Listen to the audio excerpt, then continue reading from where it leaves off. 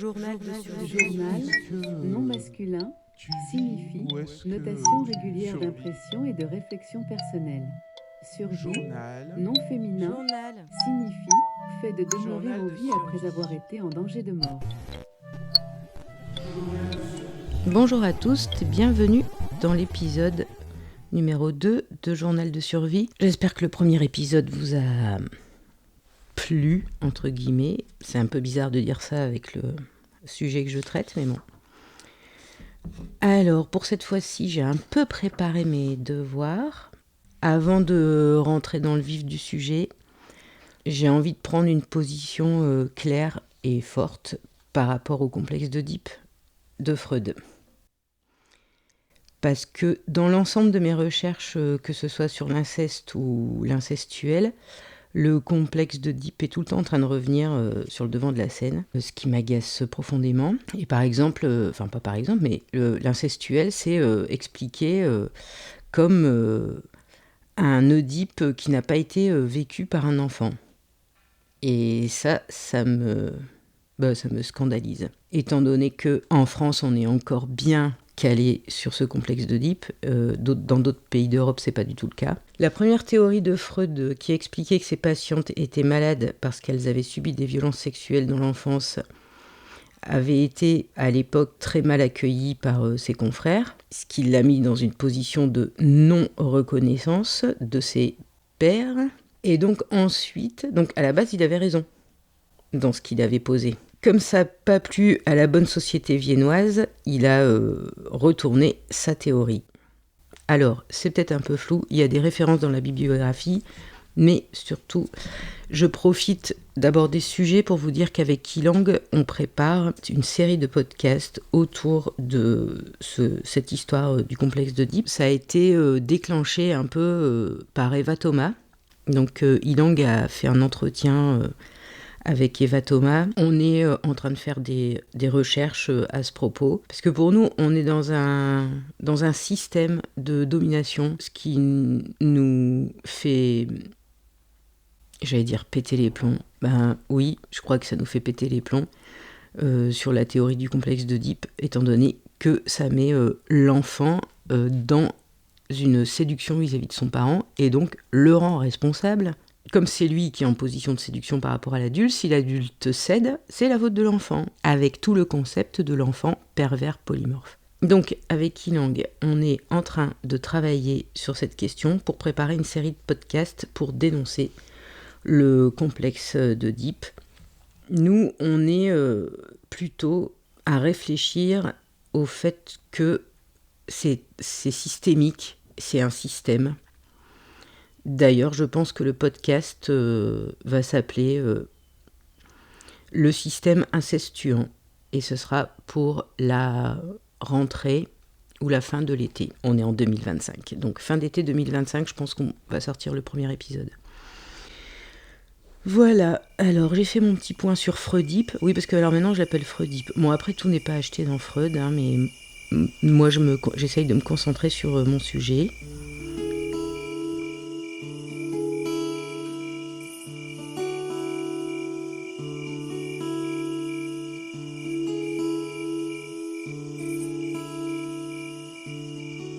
Alors, j'avais dit à la fin du premier épisode que je ferai un petit point sur tout ce qui définit l'incestuel.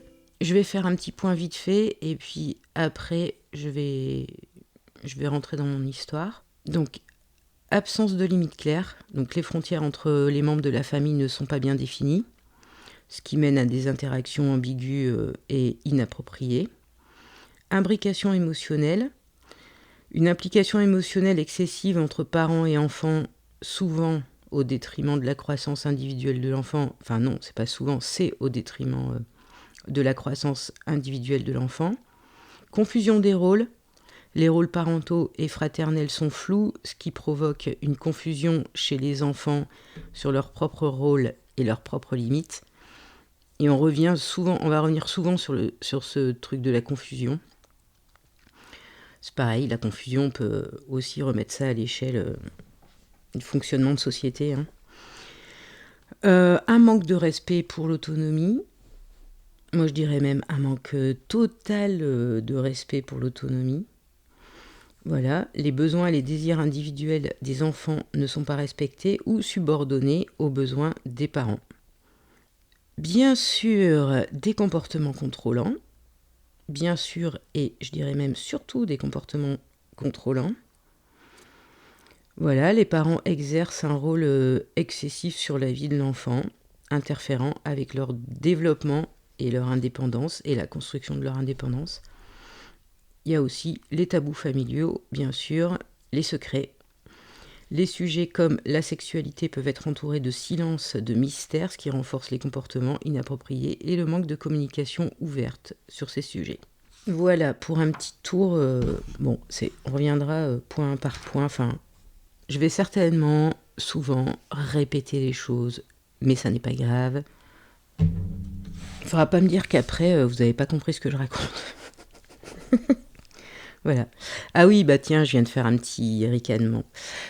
Dans le premier épisode, j'ai coupé tous les moments où je ricane, où je ris. Mais alors, chez moi, c'est un vrai moyen de défense, de rire. Je sais pas comment expliquer ça, mais souvent... je me suis rendu compte là quand j'ai enregistré une émission de radio, souvent je ris beaucoup en fait. Et je pense que c'est ma petite autoprotection. L'entrée de Moon, qui sera toujours présent. Voilà, dans ce deuxième épisode, j'ai envie de commencer par vous dire ce que je peux ressentir aujourd'hui par rapport à ma vie. Bah justement, la vie, je crois que je la sens pas vraiment. Je survis, ça fait des années que je survis. Et ça fait plus de... Alors le boucan, c'est le chat. Moon, t'as pas le droit de faire ça.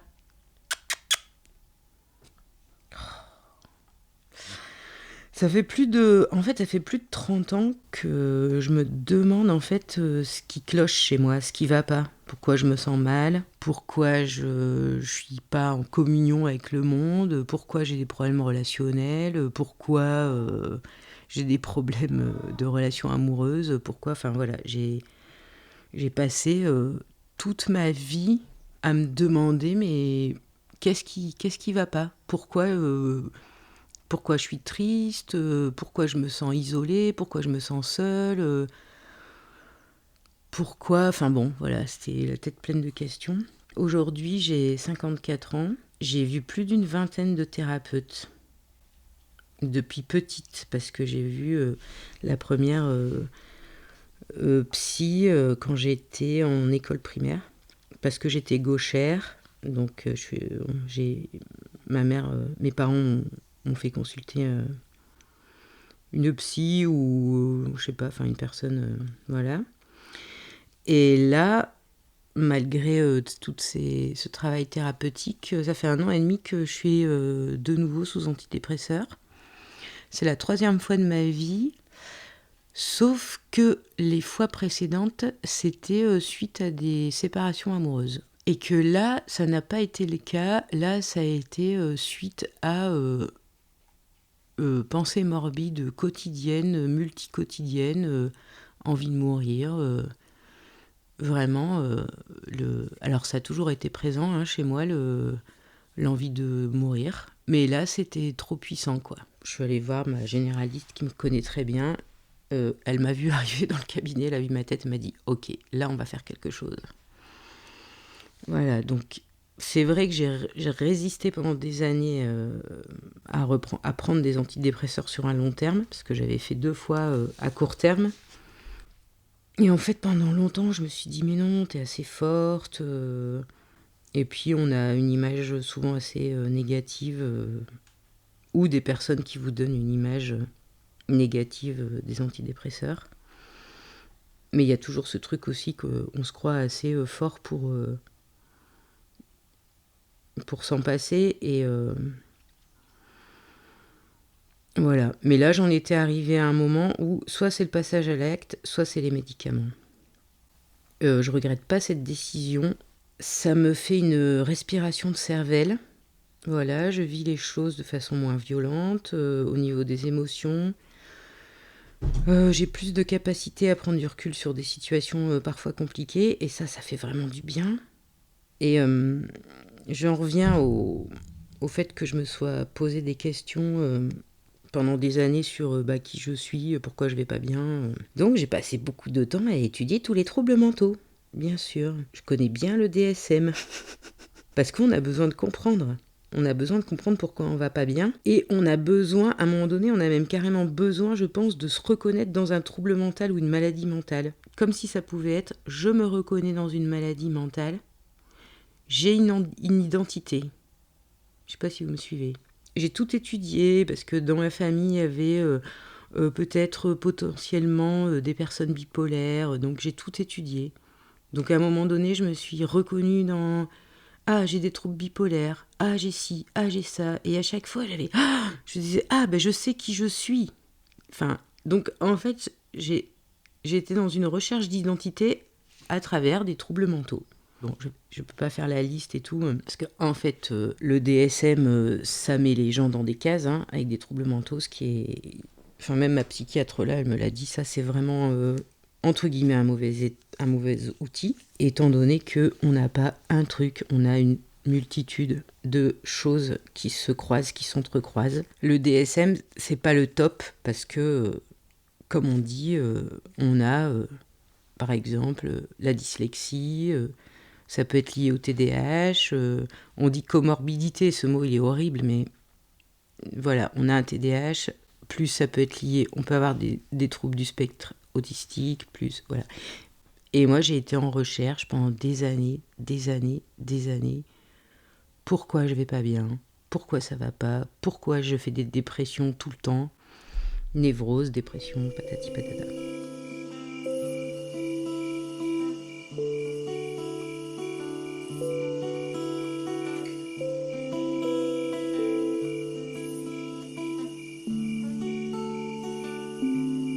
Donc aujourd'hui, je sais pourquoi je suis dans la survie, pourquoi ça va pas, je sais pourquoi je suis sous antidépresseur. Voilà, et c'est vrai que savoir tout ça, c'est horrible, mais ça fait du bien parce qu'on sait, quoi. On sait que on n'est pas responsable de tout. On sait que certainement notre cerveau dysfonctionne par rapport à notre vécu et que on peut se prendre en charge avec des thérapies, voilà. Alors je l'ai certainement dit dans le premier épisode, si je veux raconter mon histoire en détail, c'est que on n'en parle pas assez de l'incestuel, et j'espère qu'il y a plein de personnes qui vont témoigner, ou je ferai des interviews certainement dans l'été, mais allez-y, lâchez vos histoires, parce que je vois pas d'autre moyen de mettre à jour tout ça que de raconter son histoire. Donc ça, j'ai certainement déjà dit, mais c'est pas grave, je répète. Je vais répéter. Donc quand on grandit dans un climat incestuel, on n'a pas le droit d'être un individu à part entière. On est un prolongement du parent qui nous impose sa volonté. Et c'est un climat familial. C'est pas... Moi, je vais beaucoup parler de mon père, mais est-ce que c'est la relation problématique? Mais c'est quand même une ambiance générale familiale. Ça, c'est hyper important, parce que au début, on se dit oui, alors c'est telle personne, c'est telle personne. Non, c'est une ambiance. Vous baignez en eau trouble, en fait. Alors, comment se constitue ma famille? Moi, je suis la dernière enfant d'une fratrie de 3. Donc, j'ai 2 grands frères.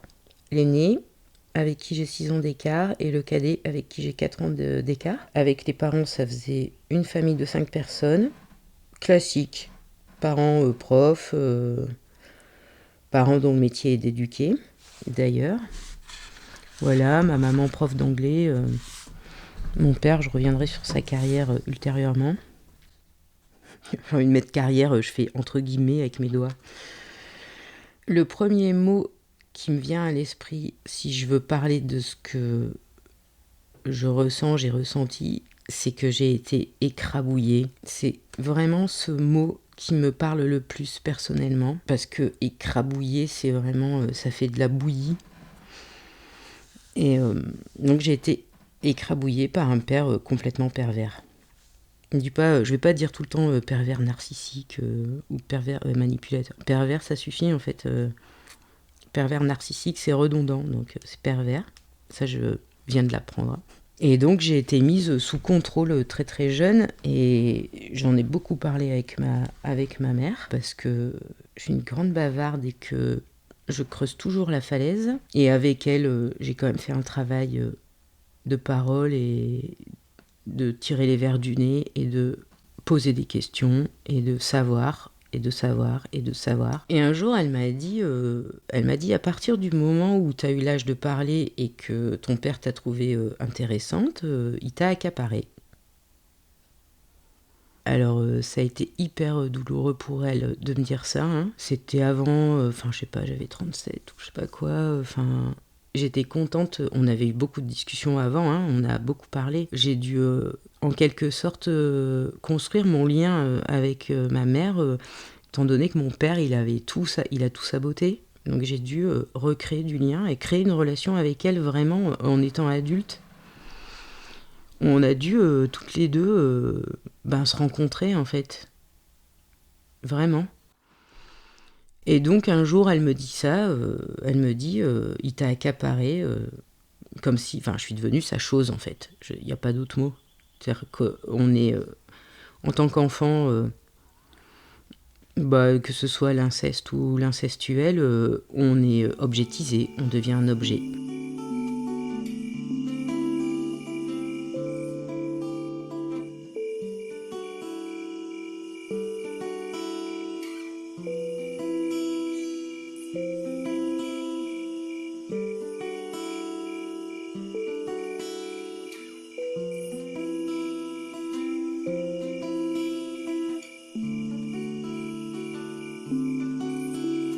Je voudrais raconter l'histoire de ma relation à mon corps et du contrôle qui est exercé sur mon corps.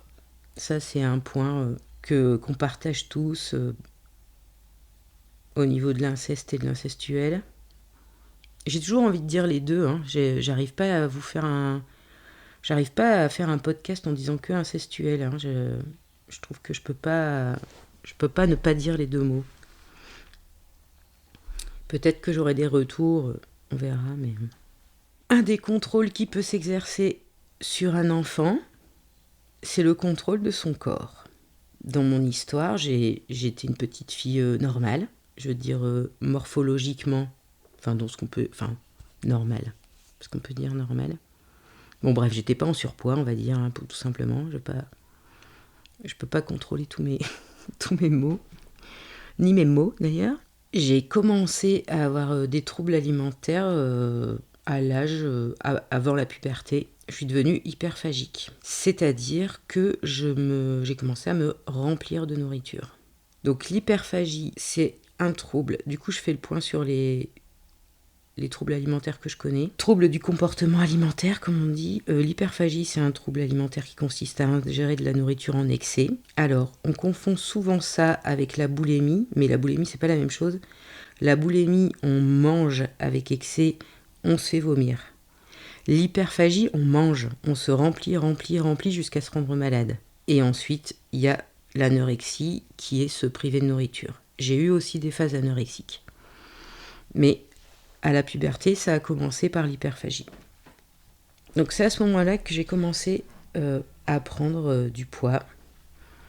Et donc, mon père a décidé qu'il fallait que j'aille voir une psy et une diététicienne. Alors tout ça sous tu vas voir une diététicienne, tu vas voir une psy, tout ça toujours sous couvert, de toute façon c'est de la faute de ta mère ceci, ta mère cela. J'ai baigné tout le temps dans cette ambiance, hein. Je reviendrai aussi là-dessus, autre épisode. À partir de là, il m'a fait faire tous les régimes qui pouvaient exister à l'époque. J'étais hyper contrôlée sur tout ce que je mangeais. Régime hypocalorique, régime dissocié, régime hyperprotéiné. J'étais pas encore pubère, où j'étais vraiment dans le début de la puberté. Donc j'avais pas fini ma croissance, machin et tout. Et en fait, moi, pourquoi je me remplissais de nourriture, je pense que j'essayais de remplir un vide intersidéral qu'il y avait à l'intérieur de moi. Ça, je l'ai vite compris. Je pense qu'aussi la prise de poids, je pense qu'aussi, et ça c'est sorti à la première thérapie à l'âge adulte, que ça me protégeait contre les hommes, bien sûr. Ça a été tellement pesant, haha, mort de rire, ça a été tellement pesant cette pression par rapport à la nourriture et par rapport à mon apparence, parce que quand on est dans ce truc de faut perdre des kilos, nanana, on rentre dans le truc de l'apparence, bien sûr. C'est surtout qu'il faut être dans la norme et avoir cette image de la famille, tout le monde il est beau, tout le monde il est gentil, la petite carte postale, on est dans les apparences, ça c'est sûr et certain. Mon père n'était pas la seule personne à me coller la pression par rapport à ça. Mes frères qui, eux, étaient plutôt dans le début de vie de jeunes adultes, alors mes frangins, ils étaient maigres et ils pouvaient manger des quantités de nourriture. Ils prenaient pas de poids. Ça s'est inversé quand ils ont vieilli, je vous rassure. J'ai eu ma petite vengeance personnelle. Je me souviens, à la cantine, c'était le moment où j'avais pas de pression, je mangeais, je finissais les plats, j'aimais tout, je bouffais. Je remplissais. Plus on essayait d'avoir le contrôle sur mon corps, plus je me remplissais, évidemment. Complètement logique. Moi, j'ai une amie, par exemple, pareil, à un moment donné, avant la fin de sa croissance, elle commençait à prendre un peu des kilos. Sa maman lui avait dit tu sais, on va stabiliser tranquillou ton poids, et puis toi, tu vas grandir, et puis voilà. Et le jour où elle m'a dit ça, je dis ah oui, tiens, ta mère, elle est pas bête quand même, parce que au lieu de te coller une grosse pression de malade.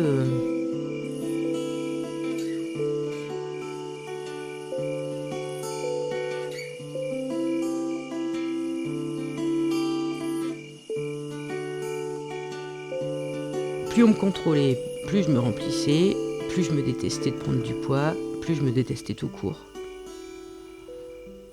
Et alors, pour les anecdotes médicales, quand vous êtes... parce que bon, ça a duré longtemps, tout ça, c'est toujours un problème, de toute façon. Quand vous êtes adolescente, que vous avez, 13 ans, que vous avez des kilos en plus, et que vous arrivez chez un médecin, généraliste, homme, on vous met sur la balance, et on vous dit quoi ? Ah, vous faites de l'obésité morbide. Merci monsieur pour le mot obésité et morbide. Je ne sais pas si vous vous rendez compte l'impact que ça a sur une enfant ou un enfant ou n'importe quelle personne en fait. Ce mot d'obésité morbide, ça vous dit tu vas mourir. Soit tu maigris, soit tu meurs. Alors déjà que... je rigole encore... C'est pas drôle. Déjà que quand on est dans ce climat incestuel, on est mort d'avance, puisqu'on n'a pas le droit d'être un individu à part entière. Et qu'en plus, il y a un médecin à l'adolescence, c'est-à-dire au moment de la puberté, au moment où vous devriez vous ouvrir à la découverte du monde des autres, un peu plus que... dans une construction d'adulte et de futur et tout... On vous dit obésité morbide, si tu maigris pas, tu vas mourir. Ok, c'est super, super positif comme discours. Moi, ça m'a traumatisée. Et je ne l'ai pas entendu qu'une fois dans ma vie, obésité morbide. Je ne l'ai pas entendu qu'une fois dans ma vie, je l'ai entendu plusieurs fois. Donc comment je me sentais ? Je me sentais honteuse. Bien sûr, je me sentais non valide, puisque je répondais pas... j'étais grosse, donc je répondais pas à la norme. Je me sentais horrible et je me détestais, quoi. Et j'étais pas la personne qu'on attendait de moi. Voilà, donc... tout ça a fait que... aujourd'hui, pour moi, le poids, c'est toujours une obsession. Je me pèse tous les matins. Je me pèse des fois le soir. Oui, je me pèse le soir pour savoir combien je vais peser le lendemain matin, parce que je sais que je perds exactement 1 kilo dans la nuit. J'ai une connaissance de mon corps par rapport à ça, par rapport à ce que je mange dans la journée. Je peux vous dire combien de kilos j'ai pris le lendemain, parce que moi j'ai un corps qui prend du poids, qui stocke à fond. Il stocke tant qu'il peut, il fait du gras. Donc, par rapport à ce que je mange dans une journée, le lendemain, je peux vous dire exactement, parce que je peux prendre 2 kilos dans une journée. Si j'ai pris 500 grammes, 700 grammes, je sais, je suis complètement calée par rapport à ça. Ça veut dire aussi que ma relation à la nourriture est hyper compliquée. Je pense que des fois, j'ai plaisir à manger, je me régale, mais je suis obligée de me dire, je suis obligée de dire à mon cerveau, des fois je me dis, tu te régales là, au niveau du goût? Parce que je pense que de façon complètement automatique, à chaque fois que je mange, il y a une partie de moi qui culpabilise. Ça, c'est évident.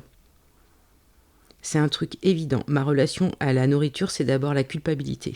Et il y a des moments où je m'arrête de manger et me dis, est-ce que là, tu es en train de te régaler? Bon, souvent c'est oui, parce que je me fais des bonnes choses à manger. Alors, ça représente des années d'enfer, comme vous vous en doutez. À la vingtaine, je suis montée à 96 kilos. Il y a un truc aussi super bizarre, c'est une espèce de non-conscience du corps. Je me souviens que je suis montée à 96 kilos, mais je l'ai réalisé quand je me suis vue en photo, prise en photo à côté de mon frère aîné. Je crois qu'on veut pas voir, il y a des fois où on veut pas voir. Enfin, je sais pas comment expliquer ça, mais j'ai eu un électrochoc quand je me suis vue assise à côté de mon frère.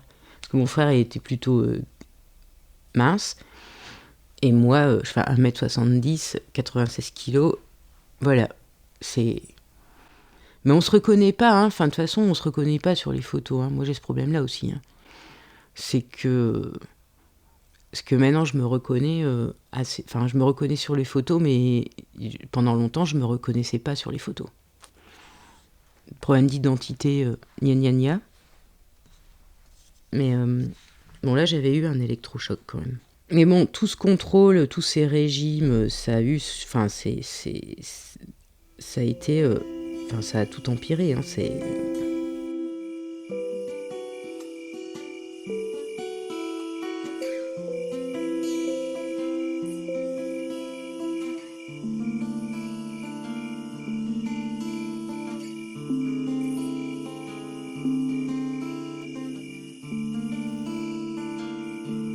Cette relation au corps, là, avec le parent hyper contrôlant, on contrôle votre corps, on contrôle votre cerveau.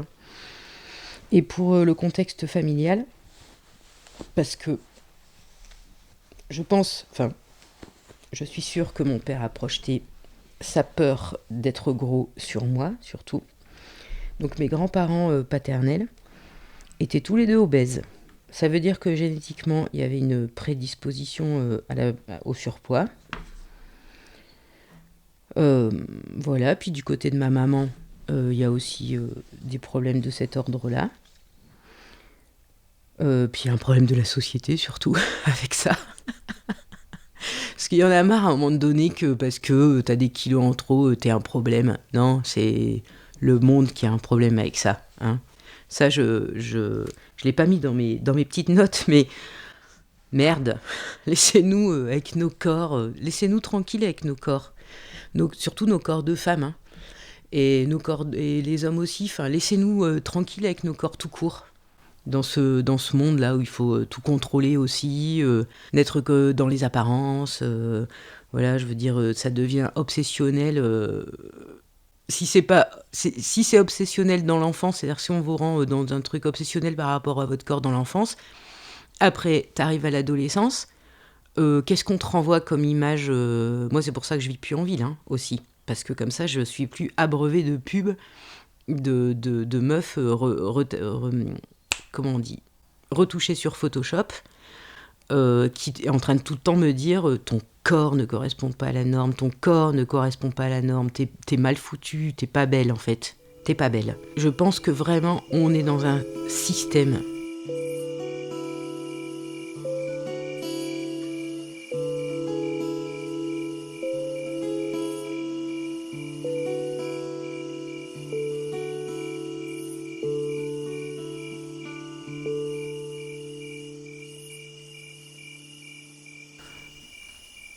Ouais, moi je suis sûre que quand même c'est une bonne protection, quoi, de le poids. Moi j'ai eu le sentiment pendant longtemps que ça m'isolait des autres. Ça me protégeait et ça m'isolait. Bon, Je pars dans tous les sens.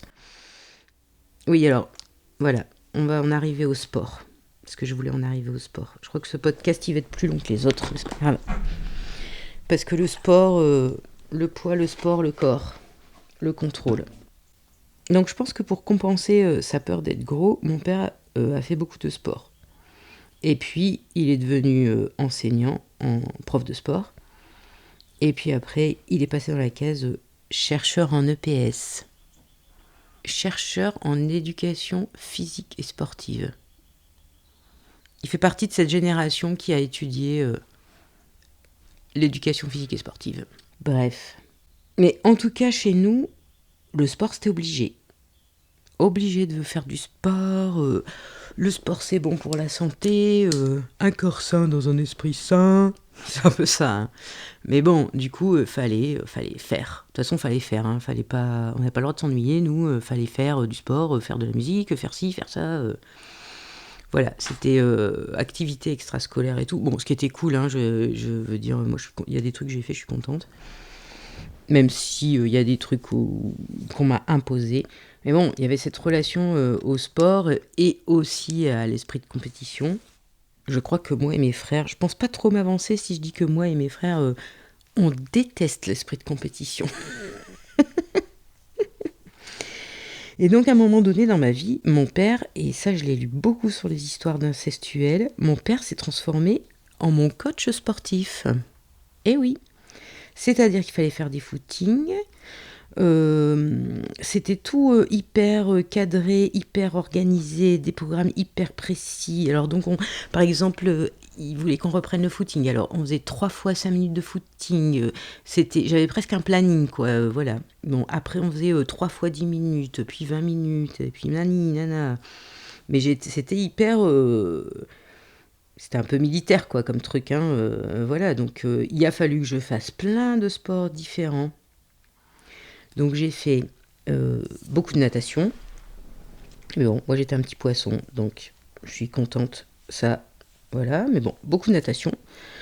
De l'athlétisme. Alors, fallait que je fasse de l'athlétisme parce que mon père, il a été champion régional ou je sais pas quoi, enfin bref, on s'en fout, de lancer de poids et de lancer de disque. Il aurait bien aimé que sa fille... Voilà, c'est vraiment ce truc, hein, enfant, tu es mon prolongement.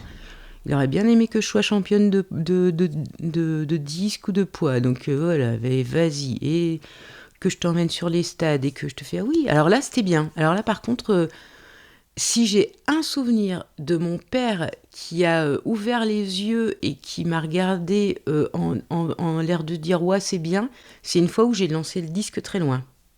Il a dit « Ah, waouh !» Je crois que c'est vraiment une des rares fois. Parce que dans le truc de l'incestuel, il y a marqué l'enfant est idolâtré, mis sur un piédestal. Alors, no way. Alors, moi, chez nous, non. Hein. Nous, on n'est pas... et je pense que... Peut-être un peu mon frère aîné. Et encore. Mais en tout cas, moi, il n'y a jamais personne qui m'a mis sur un piédestal et qui a fait « Ah, waouh, cet enfant est merveilleuse !» Non. Jamais. Ça... ou alors, j'ai oublié... Ou alors c'est un truc que j'ai oublié. Mais franchement, non. Mais cette fois-là, où j'ai lancé le disque un peu loin, je me souviens qu'il était content. Bon, bref, j'en reviens à mon histoire de tous les sports que j'ai pratiqués. La natation, le tennis, le bateau, la randonnée, la planche à voile. Je dois oublier des trucs. Et mon pire souvenir, c'est qu'une fois, il m'a emmené dans une salle d'haltérophilie. On dit ça, haltérophilie, je suis même plus sûre du terme. Haltéro. Il faudrait que je regarde ce que ça veut dire, haltéro. Et là, je me suis retrouvée dans cette salle glauquissime, au milieu de gros mecs tout musclés, en me demandant vraiment ce que je foutais là. J'étais hyper mal à l'aise. Et il m'a fait porter des haltères. Et là, je me souviens, mais à mon avis, maintenant que j'ai bien compris la dissociation, je peux peut-être savoir à quel moment j'étais dissociée dans ma vie. Bah, je crois que ce jour-là, j'ai dissocié, quoi. Je me suis dit, mais qu'est-ce que je fous là, quoi?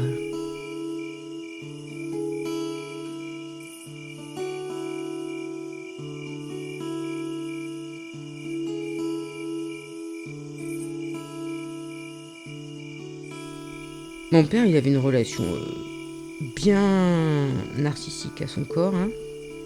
Voilà, exposer son corps, bien musclé, culte du corps, hein, voilà, le corps c'est beau, le corps c'est performant, le corps c'est compétitif, bla bla bla bla bla. Nous, ça nous saoulait, hein, tout ça. Mais vraiment, je dis nous parce que je pense que frère S avec un S, si un jour vous écoutez ça, n'hésitez pas à me contredire.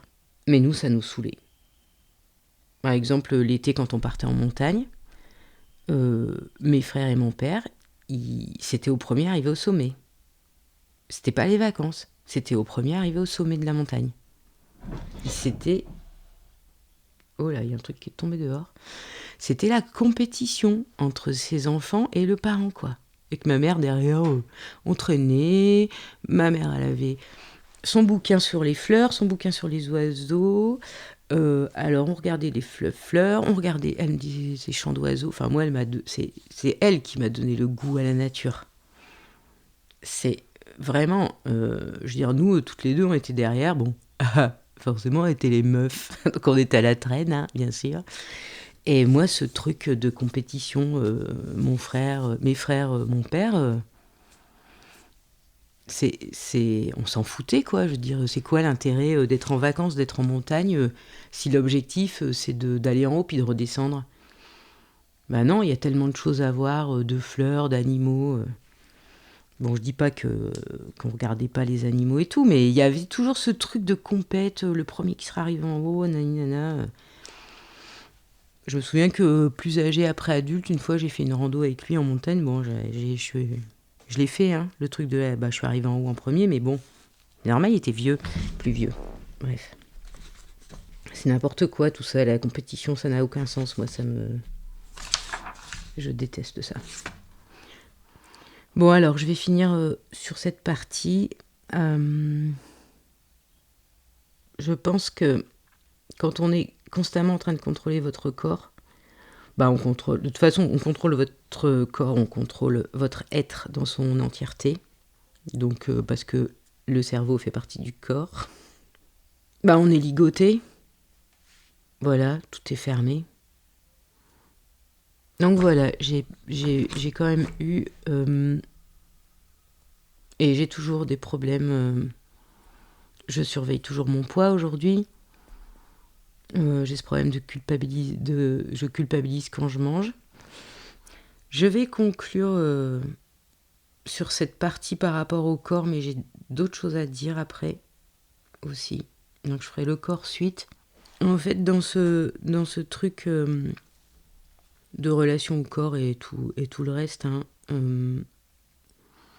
on est quand même dans une situation où le parent essaye de remplir ses propres failles et son propre vide intérieur à travers ses enfants, en les traitant comme des faire-valoir. Et ça, je l'ai dit dans le premier épisode, mais les enfants, on est des objets, des faire-valoir. Et en fait, à travers nous, le parent, il essaye de briller, de combler, de soigner un truc. Sauf que nous, on est des petits êtres humains quand on vient au monde. On n'est pas des objets qui servent à combler des abîmes.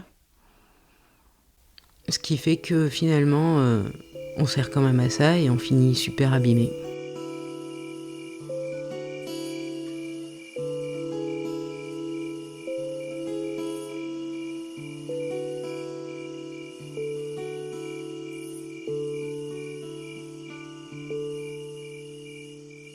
Dans le 3e et prochain épisode, je reviendrai sur le corps et on parlera de tendresse et surtout d'absence de tendresse.